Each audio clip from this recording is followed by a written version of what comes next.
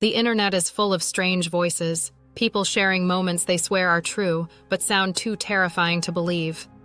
And nowhere is this darker, creepier, and more unsettling than Reddit. Tonight, we're diving into some of the scariest stories ever posted online.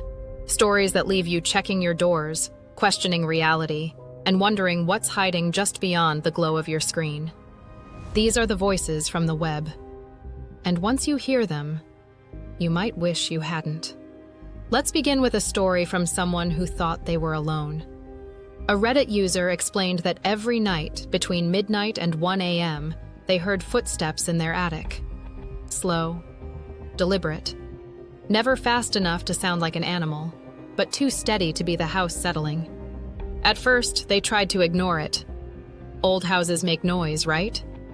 But one night, they heard something different. A whisper. Just one word. Hello. Terrified, they called the police. When officers arrived, they heard nothing. They searched the attic and found no one. But the user said the moment the police left, the whisper returned. Same voice, same word. This time, right next to their ear. To this day, the user says the voice still visits, and no one has been able to explain it. Our next story comes from a user who used to work night shifts at a hospital. They said the older wings of the building were always cold, dim, and strangely quiet. One night, while doing rounds, they saw someone standing at the end of a hallway. A woman in a hospital gown, staring at the wall. They called out to her, assuming she was a patient who wandered off. No response. They took a few steps forward, and the woman suddenly twisted her head, just a little too far to be human, and smiled. Before they could react, she vanished. Not into a room, not around a corner, just gone.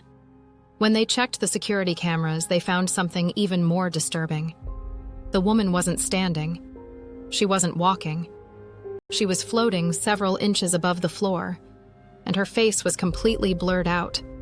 Then there was the story of a Redditor who bought a used phone. Everything worked fine until they checked the photo gallery. Inside was a folder titled, "Do Not Open." Of course, they opened it.